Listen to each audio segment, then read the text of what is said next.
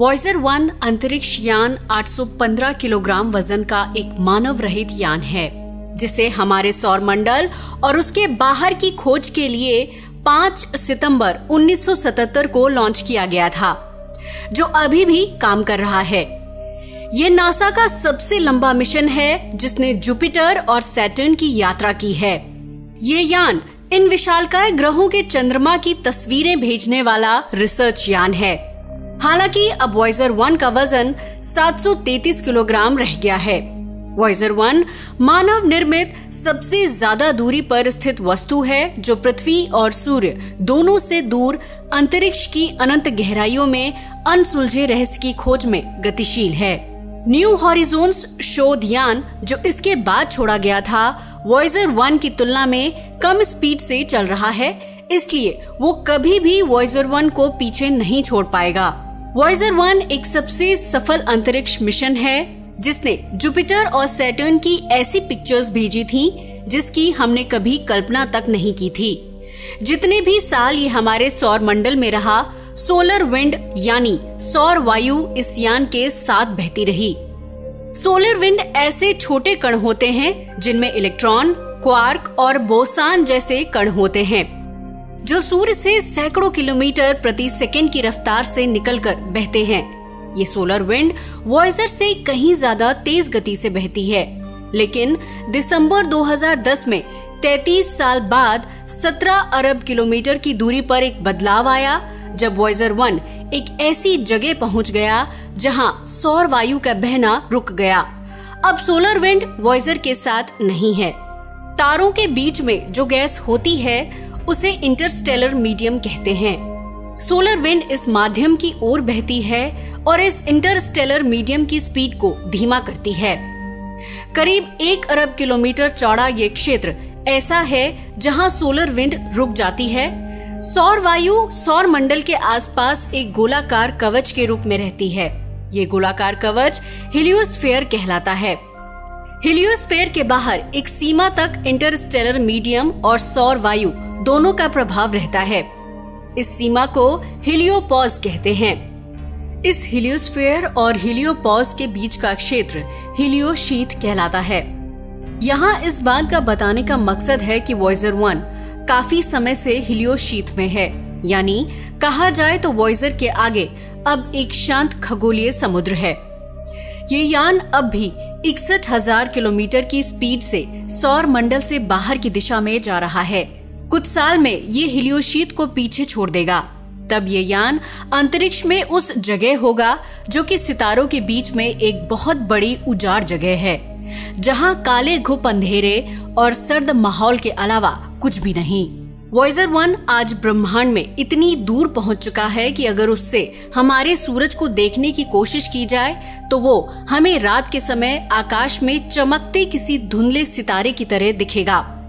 Voyager 1 का सफर किसी खास सितारे या ग्रह की ओर नहीं है, लेकिन फिर भी करीब 40,000 साल बाद ये 1.6 लाइट ईयर दूर मौजूद सितारे AC+7938888 नाम के सितारे के करीब से गुजरेगा।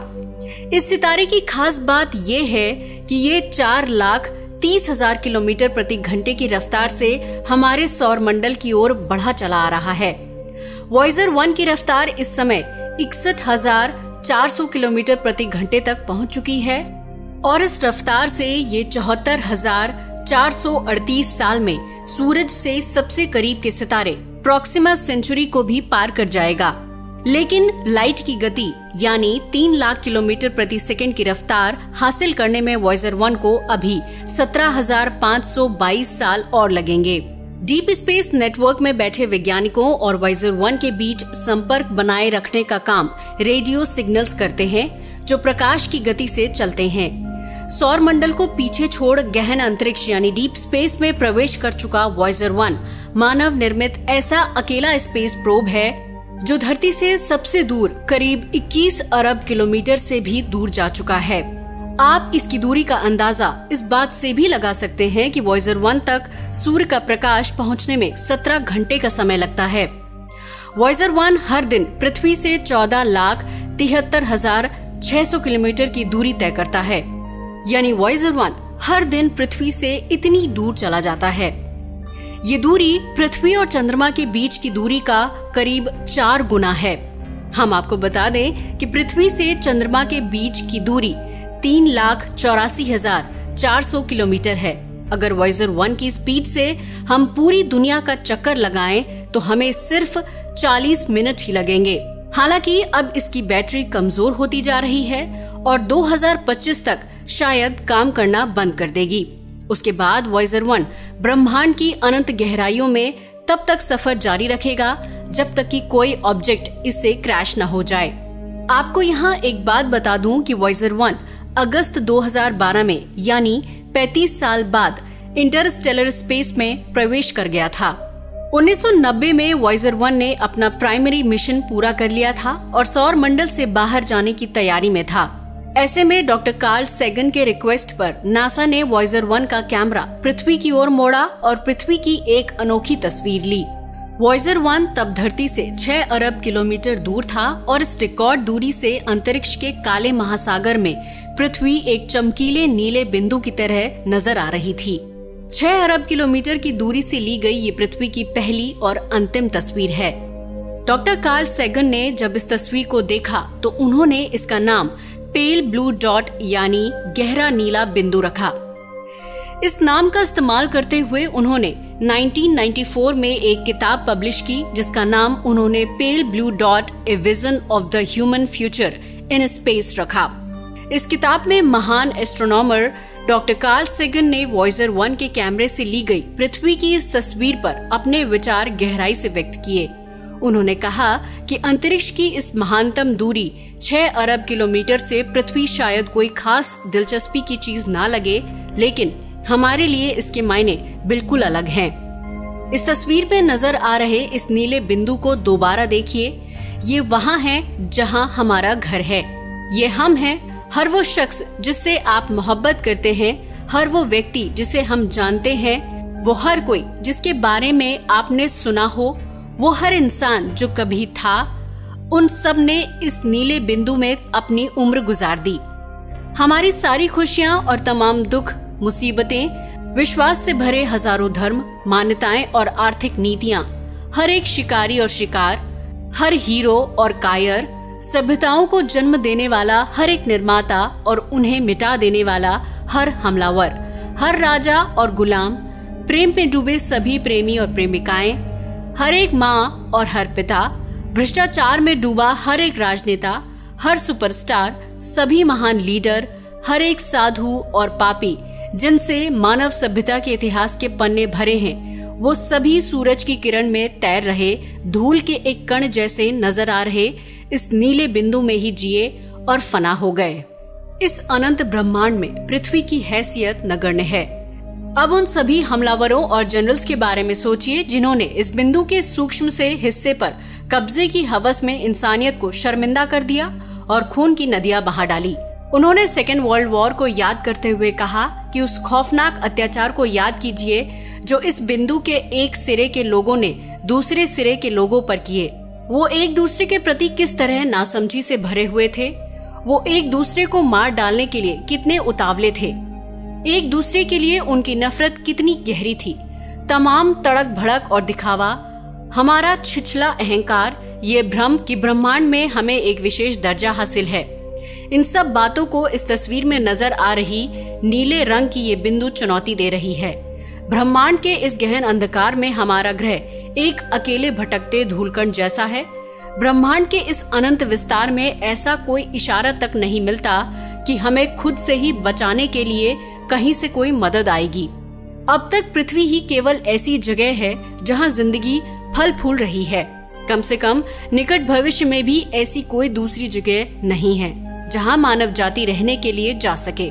हाँ, हम धरती से बाहर कुछ जगहों पर गए जरूर हैं, लेकिन अब तक हम कहीं बस नहीं सके हैं। अब आप इसे पसंद करें या ना करें, लेकिन इस वक्त तो पृथ्वी ही वो जगह है जहां हम मौजूद हैं और जिंदगी आबाद है। मेरे विचार से ये तस्वीर हमारी इस जिम्मेदारी को बताती है कि हमें एक दूसरे के प्रति कहीं ज्यादा नरमी और सहनशीलता के साथ पेश आना चाहिए, ताकि हम इस गहरे नीले बिंदु को, जो कि जिंदगी का एक अकेला घर है, इसको बचाने के साथ ही जीने के लायक बनाए रख सकें। वॉयेजर 1 को नासा ने अमेरिका से 5 सितंबर 1977 को लॉन्च किया। इसका मकसद बृहस्पति और शनि के चंद्रमाओं का अध्ययन करना था। ये दोनों मिशन नवंबर 1980 में पूरे हो गए थे, लेकिन तब इसके संचालकों ने इसे एक नए काम पर लगा दिया कि ये हमारे सौर मंडल के बाहरी हिस्सों का अध्ययन करेगा और उसके बाद तारों के बीच फैले अंतरिक्ष की खोजबीन करने निकल जाएगा। नासा द्वारा सितंबर 2013 में घोषणा की गई थी, जिसके मुताबिक वॉयेजर 1 ने 25 अगस्त 2012 के आसपास अंतर तारकीय अंतरिक्ष यानी इंटरस्टेलर स्पेस में प्रवेश किया था। अगर दूसरी भाषा में कहें तो तारों के आंगन में पहुंच चुका था। जिस समय वॉयेजर 1 ने अपना सफर शुरू किया था उस समय मैं पैदा भी नहीं हुई थी और हो सकता है आप लोगों में से भी कई लोगों का जन्म नहीं हुआ होगा। लेकिन तब से ये यान लगातार चलता चला जा रहा है और आज हमसे इतनी दूर जा चुका है कि उतनी दूरी आज तक कोई भी व्यक्ति या कोई भी चीज तय नहीं कर पाई है, यानी प्रकाश को छोड़कर। अब आप सोच रहे होंगे कि ऐसा कैसे हो सकता है कि कोई मशीन बगैर रुके पिछले 40 साल से चलती चली जा रही है और पता नहीं कितने साल तक ऐसे ही चलती रहेगी। क्या इसमें नासा ने शक्ति का कोई जादुई स्रोत लगाया है जो वो किसी को बताना नहीं चाहते? तो दोस्तों, ऐसा कुछ भी नहीं है। इस अंतरिक्ष यान में 2 तरह के ईंधन हैं।